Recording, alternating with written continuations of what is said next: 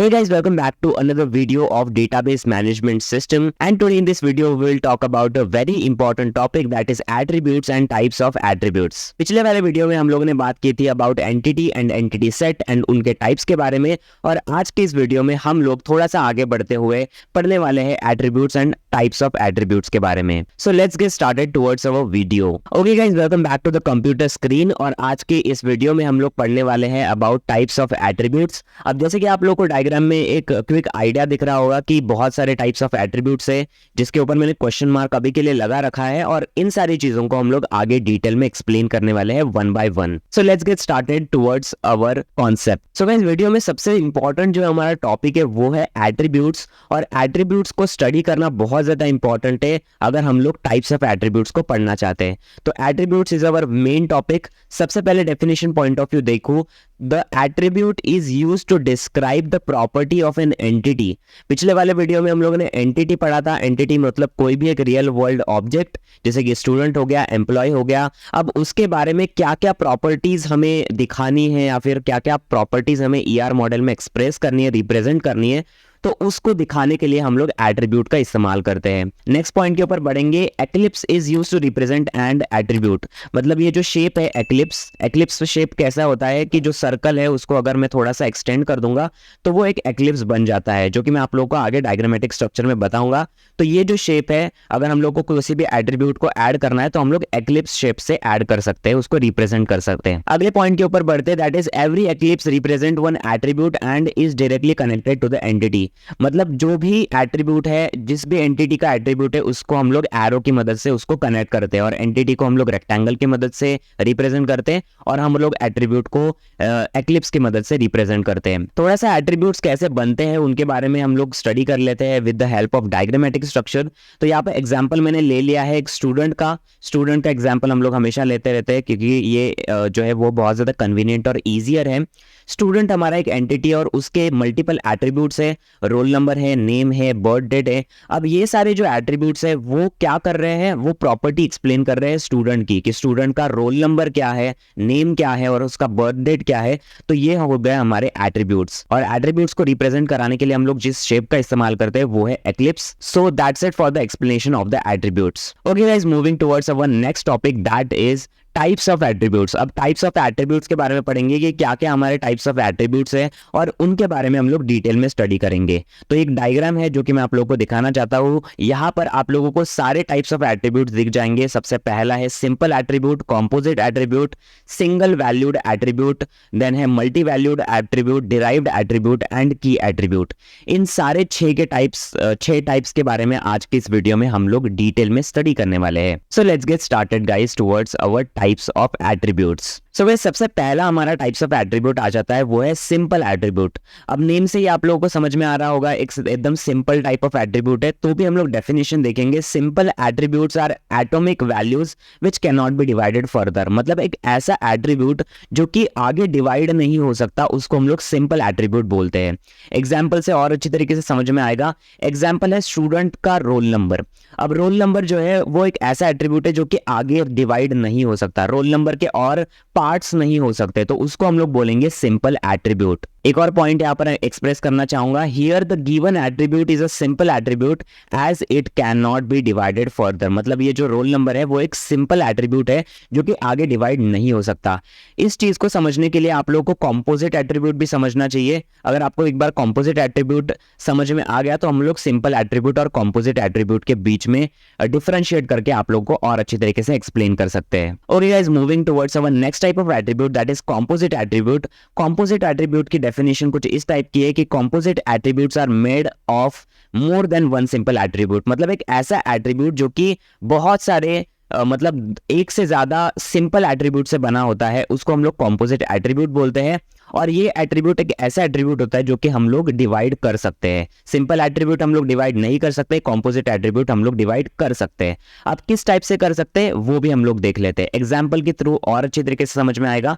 मैंने यहाँ पर एक एग्जाम्पल ले लिया है एक डायग्राम का. अब इस डायग्राम में आप लोगों को एक एट्रीब्यूट दिख रहा होगा जो कि है नेम, और नेम में हम लोगों ने डिवाइडेड कर रखा है उसको फर्स्ट नेम में, मिडिल नेम में और लास्ट नेम में.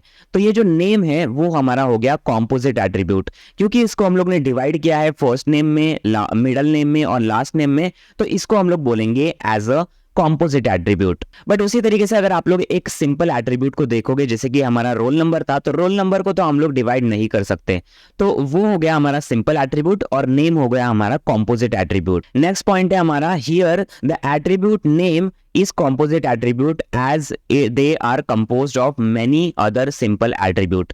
मतलब यहाँ पर जो नेम है वो हमारा क्या हो जाता है, composite attribute हो जाता है, क्योंकि ये किससे डिराइव हुआ है, किससे कंपोज हुआ है, of many other simple attribute, जैसे कि फर्स्ट नेम, मिडल नेम और लास्ट नेम को मिलकर हमारा एक नेम एट्रीब्यूट बन रहा है, तो इसीलिए हम लोग इसको composite एट्रीब्यूट बोलेंगे। आई होप गाइज आप लोगों को simple attribute and composite attribute में कोई भी डाउट नहीं है।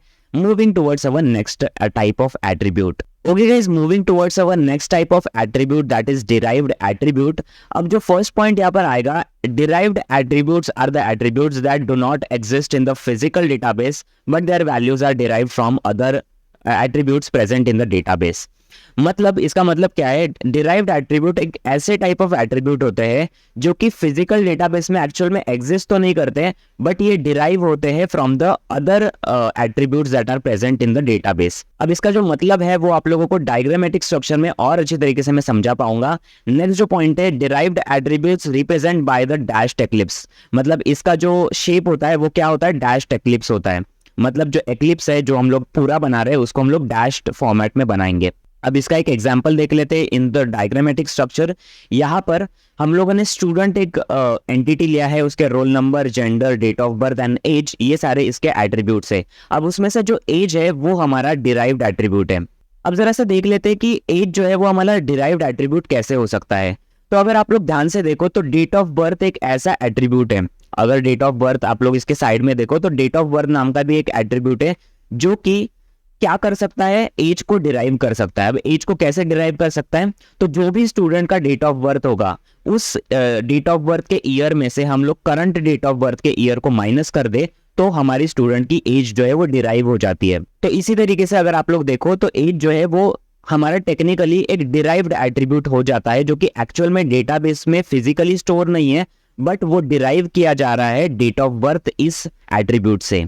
सो एज जो है वो हमारा हो जाता है एक डिराइव्ड एट्रीब्यूट। इसकी लाइन हम लोग देख लेते हैं। Here the attribute age is a derived attribute as it can be derived from the attribute date of birth. जैसे कि मैंने आपको बताया, एज एक ऐसा एट्रीब्यूट है जो कि डिराइव करा जा सकता है from the date of birth. तो ये हो गया हमारा डिराइव्ड एट्रीब्यूट। आई होप आप लोगों को डिराइव्ड एट्रीब्यूट का ये जो कंप्लीट एक्सप्लेनेशन है वो समझ में आ चुका होगा।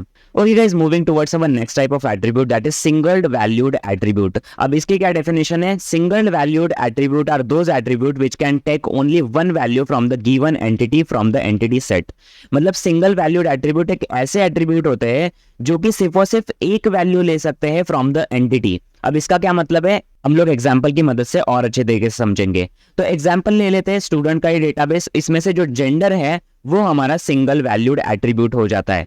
जेंडर भी हो सकता है, डेट ऑफ बर्थ भी हो सकता है, एज भी हो सकता है, रोल नंबर भी। मतलब यहाँ पर सारे जो एट्रीब्यूट्स आप लोगों को दिख रहे हैं वो हो जाते हैं हमारे सिंगल वैल्यूड एट्रीब्यूट। अब वो कैसे, क्योंकि हमारा जो जेंडर एट्रीब्यूट है, फॉर एग्जांपल अगर हम लोग कंसिडरेशन में जेंडर एट्रीब्यूट ले तो जेंडर जो है वो स्टूडेंट का एक ही हो सकता है। मतलब जेंडर जो है वो एक ऐसा एट्रीब्यूट है जो कि सिर्फ और सिर्फ एक वैल्यू इनपुट ले सकता है फ्रॉम द एंटिटी, तो इसको हम लोग बोलेंगे सिंगल वैल्यू एट्रीब्यूट। उसी तरीके से हमारा डेट ऑफ बर्थ भी एक ही हो सकता है, एज भी एक ही हो सकती है, रोल नंबर भी एक ही हो सकता है। तो ये सारे जो एट्रीब्यूट्स है वो हमारे हो जाते हैं सिंगल वैल्यूड एट्रीब्यूट। यहाँ पर हम लोग उस चीज को दर्शाने के लिए एक लाइन लिखना चाहेंगे, here all the attributes are single valued attributes as they take only one specific value from the each entity. मतलब एक एंटिटी से सिर्फ और सिर्फ एक वैल्यू जो ऑब्टेन करते हैं, उस ऑब्टेन करने के एट्रीब्यूट को हम लोग बोलते हैं सिंगल वैल्यूड एट्रीब्यूट। मतलब यहाँ पर जो एक एंटिटी है उससे सिर्फ एक ही वैल्यू ऑब्टेन करते हैं ये एट्रीब्यूट, उसको हम लोग बोलते हैं single valued attribute. I hope guys आप लोगों को सिंगल वैल्यूड एट्रीब्यूट जो है वो अच्छी तरीके से समझ में आ चुका होगा। Moving towards our next attribute, that is multi valued attribute. अब मल्टी वैल्यूड एट्रीब्यूट क्या होगा, थोड़ा सा आप लोग अपना भी दिमाग दौड़ा सकते हो। मल्टी वैल्यूड एट्रीब्यूट मतलब ऐसे एट्रीब्यूट होंगे जो कि मल्टीपल वैल्यूज लेंगे फ्रॉम द एंटिटी। अब उसकी डेफिनेशन जरा देख लेते हैं। Multi valued attributes are those attribute which can take more than one value from the given entity from an entity set. मतलब जो सिंगल वैल्यूड एट्रीब्यूट है उसका ही उल्टा, सिंगल वैल्यू एट्रीब्यूट एक ही वैल्यू लेता था एंटिटी से, और ये जो मल्टी वैल्यूड एट्रीब्यूट है वो मल्टीपल वैल्यूज या फिर मोर देन वन वैल्यूज लेते हैं from the entity. Next point है हमारा, that is the multi valued attributes represent by the double eclipse. मतलब ये जो किस शेप से हम लोग रिप्रेजेंट करते हैं, डबल एक्लिप्स से हम लोग इस चीज को रिप्रेजेंट करते हैं। ओके गाइस, अभी हम लोग बढ़ते हैं टुवर्ड्स अवर डायग्राम। डायग्राम में आप लोग जो है स्टूडेंट का एक ईआर मॉडल देख सकते हो जिसमें रोल नंबर है, एज है, मोबाइल नंबर है और ईमेल आईडी है। अब अगर आप लोग ध्यान से देखो तो मोबाइल नंबर और ईमेल आईडी जो है वो स्टूडेंट के मल्टीपल हो सकते हैं। मतलब मोबाइल नंबर 2 हो सकते हैं, ईमेल आईडी भी 2 हो सकते हैं। तो ऐसे एट्रीब्यूट्स जो कि 2 वैल्यू इनपुट लेते हैं फ्रॉम द एंटिटी, उसको हम लोग बोलते हैं मल्टी वैल्यूड एट्रीब्यूट। तो यहाँ पर जो मोबाइल नंबर है और ईमेल आईडी है वो हो जाते हैं हमारे multi valued attribute. I hope guys आप लोगों को मल्टी वैल्यूड एट्रीब्यूट का ये जो कॉन्सेप्ट है वो समझ में आ चुका होगा। फर्स्ट पॉइंट हमारा आता है, the key attributes are those attributes which can identify an entity uniquely in an entity set. मतलब की एट्रीब्यूट कुछ ऐसे टाइप ऑफ एट्रीब्यूट होते हैं जो कि यूनिकली आइडेंटिफाई करते हैं एक पर्टिकुलर एंटिटी को इन एन एंटिटी सेट। इस चीज को और अच्छी तरीके से हम लोग डायग्रामेटिक स्ट्रक्चर में देख पाएंगे। तो यहाँ पर हम लोगों ने सेम स्टूडेंट का एक ईआर मॉडल ले लिया है। अब उसमें से जो रोल नंबर है वो हमारा हो जाता है की एट्रीब्यूट। अब वो की एट्रीब्यूट क्यों है? क्योंकि रोल नंबर जो है वो एक पर्टिकुलर स्टूडेंट का एक ही रोल नंबर हो सकता है और वो रोल नंबर अदर स्टूडेंट को नहीं हो सकता। तो एक स्टूडेंट का पर्टिकुलर एक रोल नंबर होने के कारण जो रोल नंबर है वो उस स्टूडेंट को यूनिकली आइडेंटिफाई करता है। तो इसीलिए रोल नंबर हमारा हो जाता है की एट्रीब्यूट। तो और कौन से की एट्रीब्यूट्स हो सकते हैं? तो एनरोलमेंट नंबर भी हमारा एक की एट्रीब्यूट हो सकता है, क्योंकि एनरोलमेंट नंबर हमारा एक पर्टिकुलर स्टूडेंट के लिए एक पर्टिकुलर एनरोलमेंट नंबर होता है और वो एनरोलमेंट नंबर अदर स्टूडेंट के लिए नहीं हो सकता। तो इसीलिए हमारा एनरोलमेंट नंबर भी एक की एट्रीब्यूट हो जाता है। नेक्स्ट पॉइंट हमारा हो जाता है, that is here the attribute roll number is a key attribute as it can identify any student uniquely. मतलब यहाँ पर हमारा जो रोल नंबर है वो एक की एट्रीब्यूट है जो कि हमारे जो स्टूडेंट है उसको यूनिकली आइडेंटिफाई कर सकता है। अब आप लोग को एक काम करना है कि ये जो सारे एट्रीब्यूट्स मैंने आप लोगों को बताया उसका एक एक एग्जांपल आप लोगों को कमेंट सेक्शन में डालना है ताकि मैं समझ सकूं कि आप लोगों को ये जो कॉन्सेप्ट है वो समझ में आ चुका है। बाकी guys, thanks for watching this video. I hope you enjoyed the video और आप लोगों को सारे कॉन्सेप्ट समझ में आ चुके हैं। अगर कोई डाउट है तो कमेंट सेक्शन में आप लोग बता सकते हो। If you like this video make sure to press the like button, also subscribe to my channel and bell icon को भी क्लिक कर देना, क्योंकि ऐसे इंटरेस्टिंग इंफॉर्मेशनल वीडियोस इस चैनल के ऊपर आप लोग को मिलते रहते हैं। बाकी मिलता हूं मैं आप लोग से नेक्स्ट वीडियो में। Till then keep watching me and peace out.